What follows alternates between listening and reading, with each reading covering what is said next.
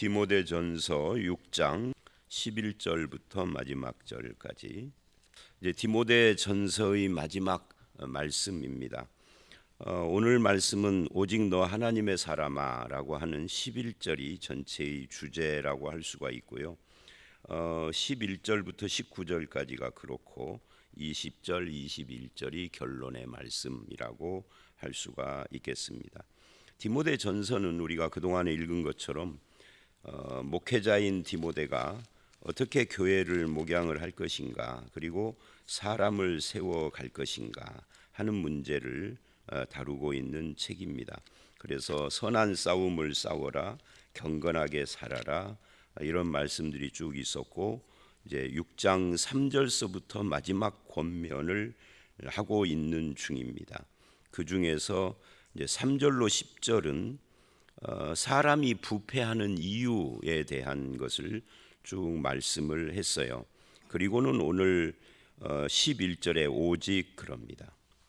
그러니까 이 오직이라는 말은 그러나라는 그런 뜻을 가지고 있는 단어예요. 그러니까 사람이 부패하는 것을 쭉 이야기를 한 다음에 그러나 너 하나님의 사람아. 그러니까 이 세상과 하나님의 사람은 달라야 된다. 또 부패한 세상 사람들의 삶의 모습이나 또는 어떤 마음가짐 이런 것들과는 달라야 한다. 그게 하나님의 사람이다. 하나님의 사람은 누군가? 일단 여기서는 너 하나님의 사람 이렇게 이야기를 해서 디모데를 말하는 것이죠. 그런데 이것이 디모데를 말한다고 끝나버리면 안 돼요. 이것이 성경 말씀이 돼서 우리에게 주어진 것은 디모데만을 위한 것이 아니라 바울이 디모데에게 편지한 그것을 그 형식을 따라서 오늘 이 책을 읽는 우리에게도 하는 말씀입니다. 그래서 이 하나님의 사람은 디모데가 이제 목회자니까, 그리고 이 글을 읽는 목회자, 그리고 더 나아가면 목회자가 아닌 하나님을 믿는 모든 사람이 하나님의 사람이에요. 그러니까 신약에 오면은 이제 우리 교회 그 성경 공부 중에 이제 1과는 뭐고 2과는 뭐고 이런 것이 있잖아요. 그 중에 주의 일, 주의 종이라는 그 과목이 있어요. 과목이라기보다도 과가 있어요. 그 주의 일이 뭐고 주의 종이 누구냐? 이 주의 종이 여기서 말하는 하나님의 사람이죠. 우리는 이제 주의 종 그러면 목회자, 선교사 뭐 이런 사람들을 주의 종이라고 불러요. 그러나 성경을 보면 주의 종은 목회자만 말하는 건 아니에요. 하나님을 믿는, 예수 그리스도를 믿는 모든 사람입니다. 특히 신약에 오면은 그것이 두드러지죠. 구약과는 좀 다릅니다. 그래서 우리 모든 하나님을 믿는 사람들을 하나님의 사람이라고 하고, 목회자는 말할 것도 없는 것이죠. 주의 일도 교회 일만 말하는 건 아니에요. 하나님이 교회만 다스린다라고 하면은 교회 일이겠죠. 근데 그렇게 하면 하나님을 축소하는 거예요. 하나님은 우주 만물의 왕이세요. 그래서 주의 일도 확장되어야 합니다. 자, 그런 의미에서 오직 너 하나님의 사람아, 이것은 1차적으로는 디모데고 2차적으로는 목회자들을 말하는 거겠지만, 그러나 결국은 모든 하나님을 믿는 우리들을 가리킨다라고 할 수가 있어요. 근데 이 하나님의 사람들이 피해야 할 것이 있고 따라야 할 것이 있고, 그리고 싸우고 취해야 할 것이 있다. 이렇게 지금 이야기를 하고 있습니다. 그게 11, 12절 말씀이죠. 무엇을 피해야 하느냐 할 때 이것들을 피하라 그래요. 이것들이 뭘까요? 이것들은 바로 앞에서 말한 어제 우리가 본 3절로 10절 말씀입니다. 그 3절로 10절 말씀 중에서도 보면은 다른 교훈 그리고 바른 말, 그리스도의 말씀, 경건에 관한 교훈, 이런 것들, 그런 것들을 따르지 않고 다른 교훈을 말하고 따르고, 그걸 교만하고 변론과 분쟁을 좋아하고 언쟁을 좋아하고, 또 투기, 분쟁, 비방, 악한 생각, 부패한 마음으로 진리를 잃어버리고 이 경건을 자기 이익의 재료로 삼고 이런 것들, 그리고 이제 직접적으로는 9절 10절을 보면 부하려는 자들은 시험과 울무와 여러 가지 어리석고 해로운 욕심에 떨어지나니 또 돈을 사랑함이 일만 악의 뿌리가 되나니 이것을 탐내는 자는 미혹을 받아 믿음에서 떠나 많은 근심으로 자기를 찔렀다 한 이 3절로 10절 말씀, 이것들을 피하라 하는 거예요. 요약을 하면 이 3절로 10절은 교만, 진리를 떠남, 또 부하려는 욕심, 이런 것들을 피해라라고 지금 이야기를 하고 있습니다. 그게 하나님의 사람의 모습이다라는 이야기예요. 특히 이 진리를 경건과 진리를 이익의 방도로 생각하는 자들의 다툼이라는 이 표현을 생각을 해보십시오. 이 경건, 진리는 하나님의 말씀을 말하는 거고요.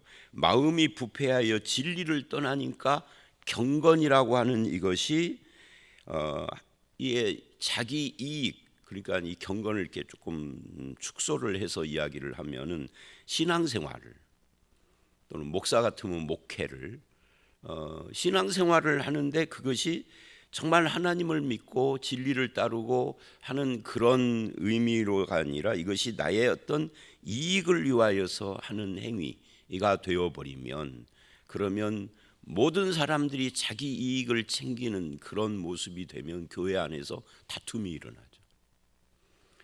그래서 그런 것을 지금 지적을 하고 이걸 피해야 한다 라고 지금 이야기를 하고 있습니다. 우리는 과연 이런 것들을 피하고 있는지 한번 스스로를 점검해야 되겠죠. 남이 봐서는 몰라요. 자기는 알고 하나님이 알고. 항상 우리의 모습은 나와 하나님이 압니다. 그죠? 다른 사람은 몰라요. 다른 사람은 우리의 가면 쓴 모습만 보기 때문에 착각하고 오해해요. 근데 자신은 알죠. 그래서 자기 양심을 속이면 안 되고 하나님을 속이면 안 되는 거죠. 하나님은 속지도 않으시지만. 그래서 피해야 할 것, 그 다음에 따라야 할 것이 있다. 의와 경건과 믿음과 사랑과 인내와 온유. 이것들은 우리가 따라야 한다라고 말을 하고요. 그리고 싸워야 할 것은 믿음의 선한 싸움이다.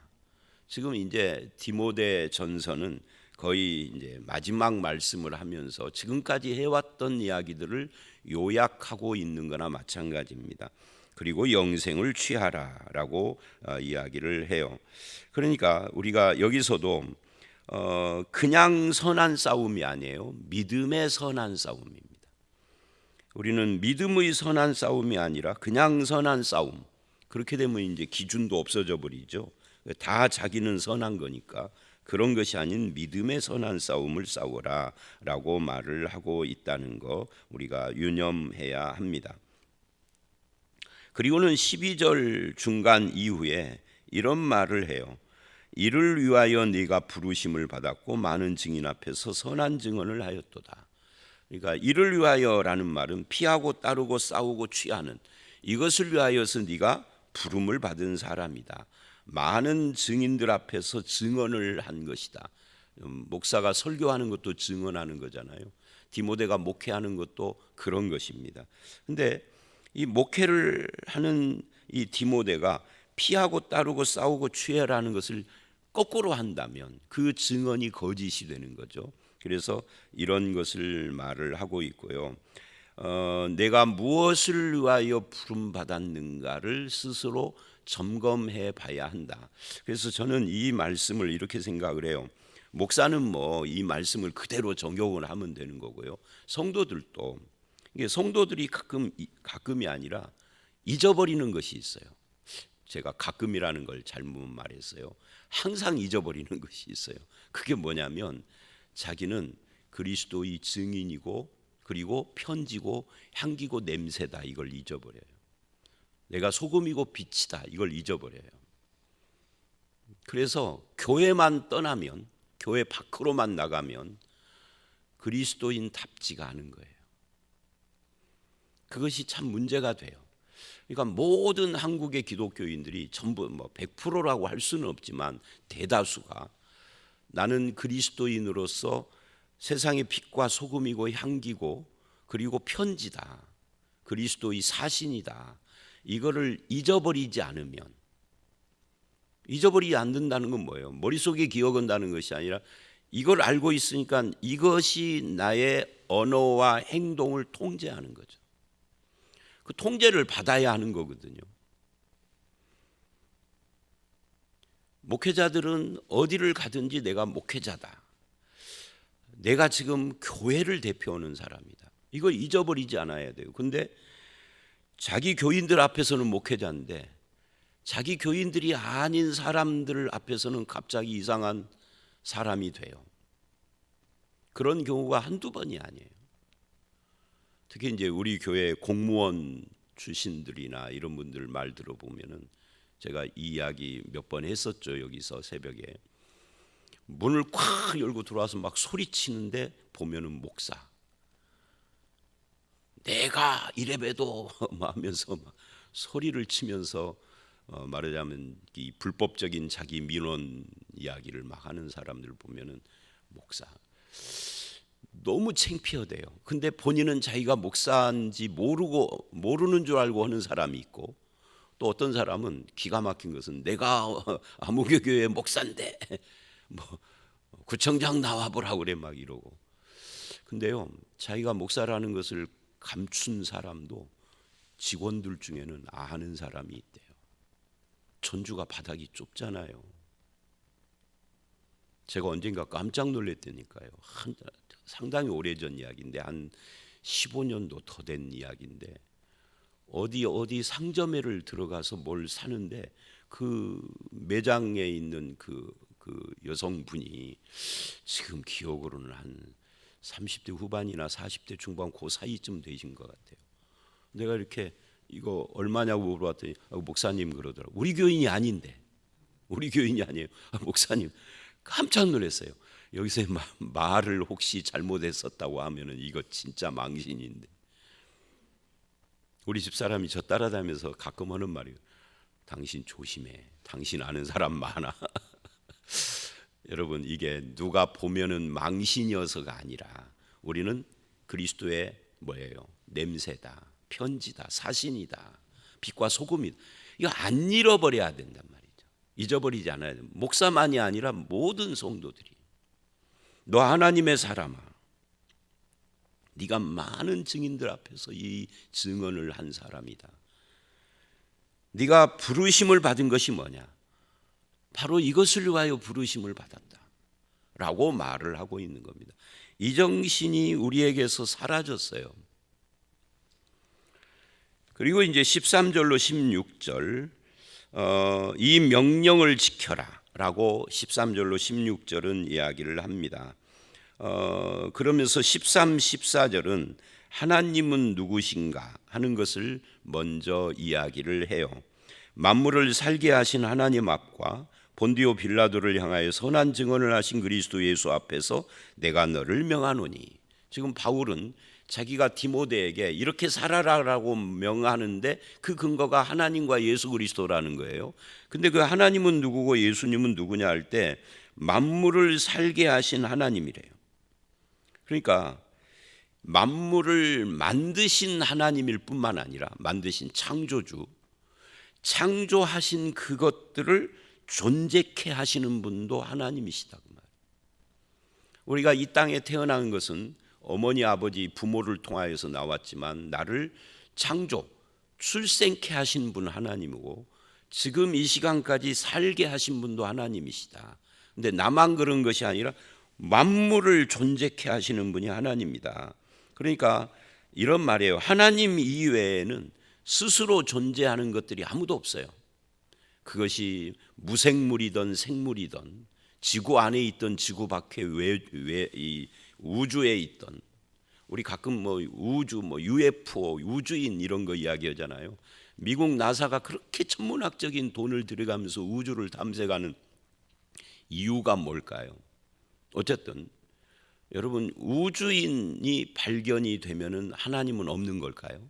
아니요. 성경이 말하는 것은 우주 창조를 하나님이 하셨지만 이게 천지를 창조하셨다. 천우주 지 땅입니다. 그렇게 한마디를 툭 창세기 1장에 던져놓고 요것을 갑자기 2절 3절서부터는 확 축소해서 지구 그래요. 우주, 지구, 그 다음에 1장 뒷부분에 가면은 사람, 이렇게 축소한 거예요. 그래서 지구 안에 사람을 다루고 있지만 지구 밖에 우주에 무엇이 있다 없다에 대해서는 성경이 언급을 하지 않아요. 우주를 창조했다 이렇게만 말을 하죠. 근데 그 하나님이 창조한 우주 가운데 만약에 우주인이 있다, 지금까지는 아직 발견한 거 없지만 있다 치면은 하나님은 없는 건가요? 천만의 말씀이에요. 만만의 공덕. 그거는 아니에요. 자, 그러니까 하나님 이외에는 스스로 존재하는 것이 아무것도 없습니다. 우주인이 됐던 뭐 동식물이 됐던 무생물이 됐던 인간이든 모두 다 하나님이 창조하셨고 존재케 하시는 것이다. 심지어 천사조차도, 사탄조차도 하나님 앞에서는 피조물일 뿐이에요. 타락한. 그런 의미에서 만물을 살게 하신 하나님 앞에서 내가 너를 지금 명하고 있다. 그 하나님의 권위로. 그리고 본디오 빌라도를 향하여 선한 증언을 하신, 왜 이렇게 표현했는지 모르겠어요. 십자가를 지신 이러면 훨씬 더 이해하기가 쉬울 텐데, 그러니까 본디오 빌라도는 예수님을 놓아주려고 했어도 유대인들이 그냥 막 소리를 치고 그 예수를 놓아주면은 당신은 로마 황제의 반역자다 막 하고, 그래서 막 강압적으로, 그래서 유대인들의 고소에 못 이겨서 또는 때로는 침묵함으로 예수님을 십자가에 못 박은 그 예수님 앞에서예요. 그러니까 예수님은 왜 빌라도 같은 하찮은 하나님이 존재케 해야만 존재할 수 있는 그 존재 앞에서 침묵하시고 십자가를 졌을까요? 하나님의 뜻이기 때문에. 그것이 빌라도가 옳아서가 아니고 빌라도가 가진 권력 때문도 아니고 하나님의 뜻에 순종하신 그런 예수님입니다. 만물을 창조하고 살게 하신 하나님, 하나님의 뜻에 침묵하며 받아들이고 그 십자가의 길을 걸어가심으로 우리를 구원하신 그 예수님 앞에서 내가 너를 명한다. 하나님과 예수 그리스도가 바울이 명령하는 근거다, 그런 이야기입니다. 근데 그 명령이 뭐냐? 이제 14절서부터 그것을 이야기를 하고 있죠. 우리 주 예수 그리스도께서 나타나실 때까지 흠도 없고 책망받을 것도 없이 이 명령을 지켜라. 그러니까 예수님 재림할 때까지 흠 없고 책망받을 것이 없는 그런 하나님의 사람이 되어야 한다. 우리가 구원이라고 하는 것은 천국에 들어가는 것이 목적이 아니에요. 이제 성경 공부 때도 그런 이야기를 합니다만은 기독교는 구원이 목적이 아니고요, 구원이 출발입니다. 타 종교는 구원이 목표예요. 물론 용어를 구원이라고 하지 않습니다. 불교 같은 경우에는 해탈 이렇게 이야기를 해요. 근데 그 불교의 해탈이 기독교의 구원하고 같은 건 아닌데, 말하자면 그 뭐라고 그럴까요? 불교가 추구하는 것, 그래서 기독교의 구원 같은 것이다, 그런 뜻이에요. 해탈은 사실은요, 자기 존재, 소아라고 하죠. 이것이 없어져 버리고 대아에 편입되는 거거든요. 대아는 뭐죠? 우주예요. 불교는 우주 안에서의 어떤 대아 소아해 가지고서 뭐 어떤 그런 자기에 대한 이해의 종교예요. 기독교는 우주를 창조하신 우주 너머의 이야기를 하는 거죠. 자, 어쨌든 그러니까 불교는요, 해탈이 목적이에요. 아직도 살아있는 스님은 아직 해탈 안 한 거잖아요. 죽어야 해탈했다 그래요. 열반에 들어갔다. 열반 해탈 거의 비슷한 이야기예요. 기독교는요, 구원을 목표로 하지 않아요. 구원을 받음으로 신앙이 시작하는 거예요. 그래서 기독교를 은혜의 종교라고 하는 겁니다. 구원을 어떻게 받아요? 내가 노력해서 받은 게 아니죠. 주신 선물이죠. 죄인을 구원하신, 여기서 신앙이 출발하는 겁니다. 목적은 뭐죠? 구원을 이미 받았는데 목적이 구원일 수 없죠. 예수 그리스도를 닮음이에요. 그것이 우리의 구원받은 신자의 목적, 최종 목적지입니다. 이거를 하나님의 영광스러움에 내가 들어가는 거죠. 영화롭게 된다 그래요. 피조물인 우리가 하나님의 아들 또는 뭐 하나님이라고 해도 되죠. 예수님은 삼위일체시니까 예수 그리스도를 닮는다는 것을 다른 말로 내가 영화롭게 된다는 거예요. 그것이 구원의 목적이에요. 그러니까 왜 이 말을 하느냐면 예수를 닮는 것이 목적이라면 구원받은 내가 구원받은 막 구원을 지금 막 받은 이 사람은 죄인과 구원받은 자 사이의 경계가 얇아요. 이 사람이 구원받은 사람인지 아닌지가 겉으로 보기에는 헷갈려. 이제 막 구원받은 사람이라면. 근데 목표는 예수 그리스도와 같아지는 거예요. 엄청난 어마어마한 격차가 있죠. 요 사이를 우리가 가고 있는 거잖아요, 지금. 그죠? 그러니까 여기 연세 드신 분들은 거의 이 지점쯤 와 있어야 돼요. 3분의 2는 너무 아직 많이 남아 있는 거고 한 10분의 9쯤 와 있어야 되는 거죠. 연세가 한 80대쯤 됐다고 하면. 근데 예수 믿은 세월이 60년, 70년, 80년이 됐는데 아직도 10% 수준에 있다고 하면 이분 참 아직 갈 길이 멀어요. 그러니까 그런 의미에서 흠도 없고 책망받을 것도 없는 자로 하나님 앞에 서는 것, 이게 굉장히 중요한 거라고요. 물론 이것이 나 스스로의 혼자의 노력으로만 되는 건 아니지만 목표를 알아야 가는 거 아니겠습니까? 목표를 모르는 기독교인들이 너무너무 많아. 어떤 식으로 목표를 모르죠? 예수 믿고 구원받아서 죽으면 천국 간다 이런 식으로 목표가 없어. 천국 가는 것이 목표가 아니라니까요. 우리가 예수를 믿으면 구원받았다는 것은 이미 천국 백성이 된 거예요, 이미. 근데 천국 백성인데 예를 들면 이런 거죠. 권사님 어디 가시는 중에 전주 가요. 아니 나 여기가 전주 아닙니까? 여기가 전주기는 한데 내가 전주 가요. 이러면 얼마나 웃겨요. 천국 백성인데 천국 가는 것이 목적이래. 전주 사는데 전주 가는 것이 목표래. 그게 아니거든요. 죽으면 천국 못 가냐? 그게 아니고요. 천국에 가는데 그 앞에 흠도 없고 점도 없는 자로 서야 하는 것이 목적이라는 것을 말하고 있는 겁니다. 그런데 70년 예수 믿었는데 안 바뀌어서 사람이 그냥 안 믿는 사람보다 더 음흉해, 더 까다로워, 더 막말을 막 쏟아내고 사람들하고 맨날 싸우고 다투고 삐치고 토라지고 하나도 변한 것이 없는데 그 앞에 흠없고 책망할 것 없는 자로 설 수가 없어. 어떻게 해야 돼요? 지금 그 이야기를 하고 있는 거죠. 그러니 이 명령을 지켜라 라고 말하는 겁니다. 그런 사람이 되기 위하여서는 이 명령을 지켜야 한다.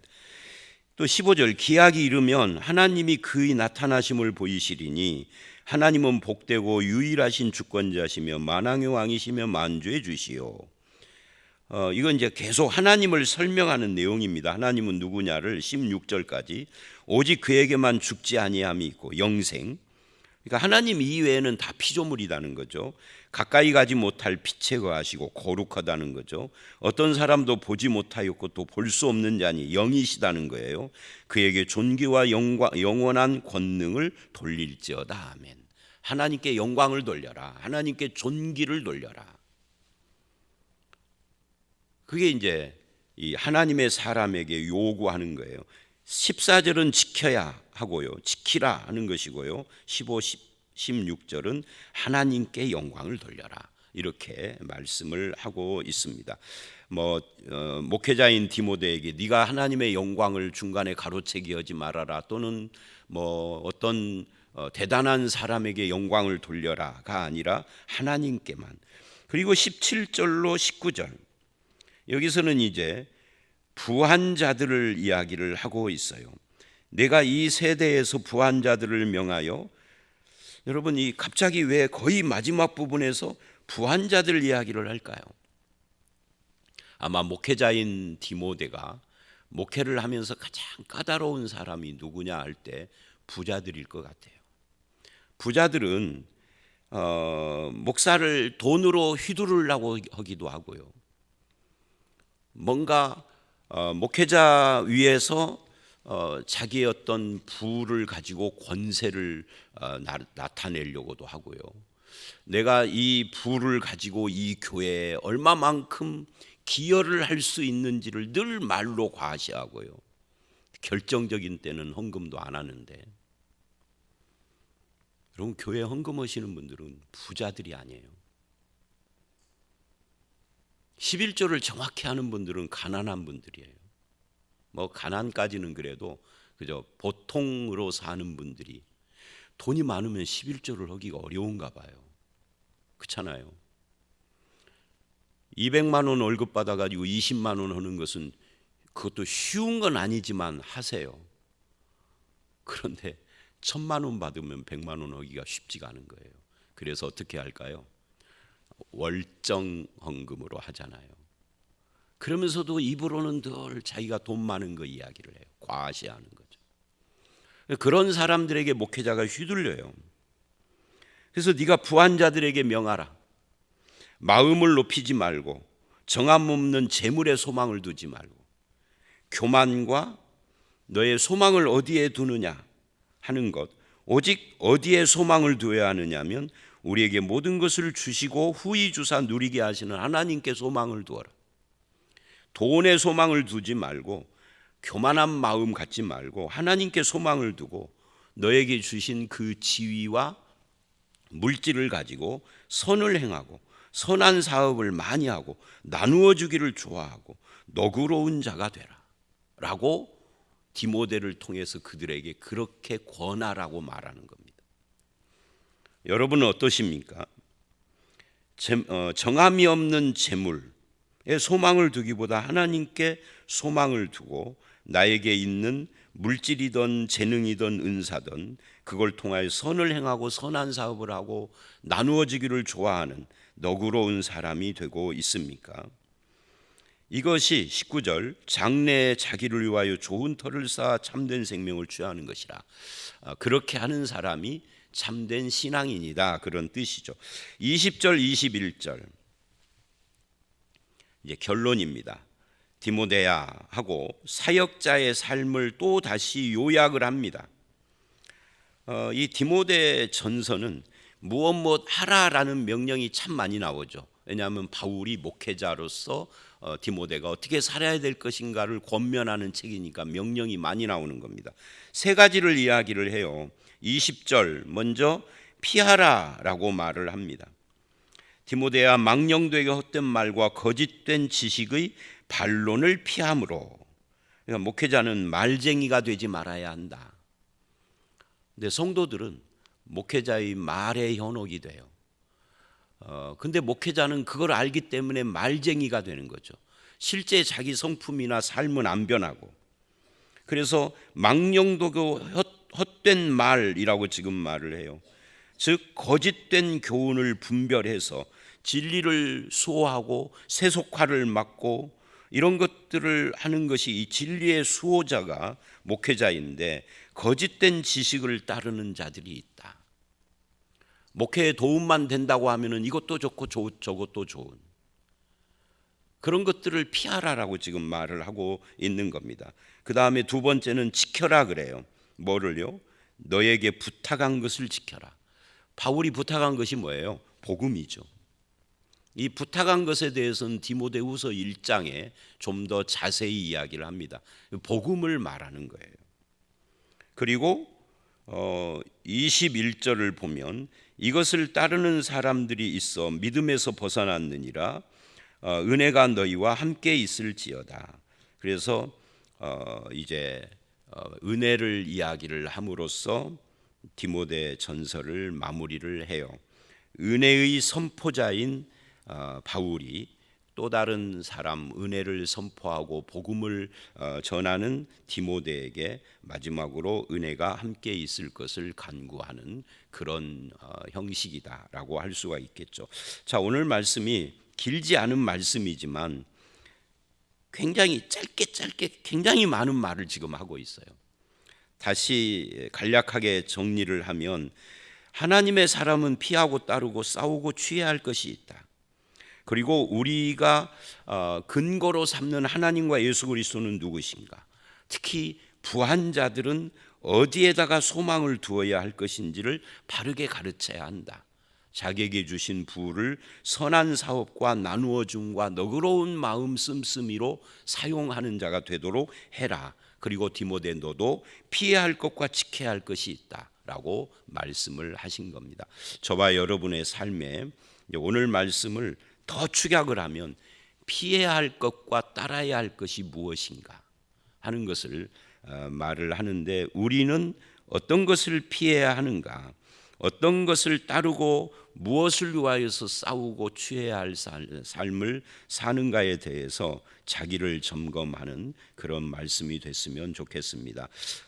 특히 제가 계속 축약했는데 더 압축을 하면 저나 여러분이 하나님의 사람이라는 것을 잊어버리지 않고 살아야 돼요. 어느 날 어디를 갔는데 집사님 그러는 거예요. 제가 목사님하고 부름받은 것처럼. 이게 교회가 커지면 서로 몰라. 어떤 분이 그러더라고요. 저분이 우리 교회 장로님이세요. 아니 대표 기도하는 거 못 봤어요. 아니 기도합시다 그러면 눈 감으니까 한 번도 못 봤대. 그래가지고 서로 장로님하고 집사님이 모르더라고 내 앞에서. 그래서 내가 소개시켜줬어. 아무개 장로님이 여기 아무 집사님. 내가 왜 이야기를 하느냐면 우리 하나님의 사람들입니다. 하나님의 사람이라는 걸 잊어버리고 말하고 행동하면 큰일 납니다. 사람 앞에서도 큰일 나지만 하나님 앞에서는 더 큰일 납니다. 이걸 잊지 않고 살아가는 저와 여러분들이 되시기를 주의 이름으로 축원합니다. 함께 기도하겠습니다. 하나님, 우리가 하나님의 사람으로 부름받았는데 우리는 나의 신분을 잊어버릴 때가 종종 있습니다. 그래서 말도 함부로 하고 우리의 행동도 함부로 하고, 아버지 하나님, 하나님의 사람으로서 빛과 소금이 되고 또 하나님의 복음의 메신저가 되어야 하고 사신이어야 하는데 악취를 풍기는 그런 삶을 살 때가 있습니다. 우리를 용서하시고 앞으로는 내가 어떤 신분인지 잊지 않고 살아갈 수 있도록 우리를 붙잡아 주시옵소서. 우리가 있는 곳 어디서든지 하나님의 영광이 드러나게 하시고 우리가 이 땅을 사는 동안 흠도 없고 책망할 것 없는 자로 하나님 앞에 서는 그날까지 자기를 늘 돌아보며 하나님 앞에서 믿음으로 살 수 있도록 우리를 붙잡아 주시옵소서. 예수님 이름으로 기도드려 싸움나이다. 아멘.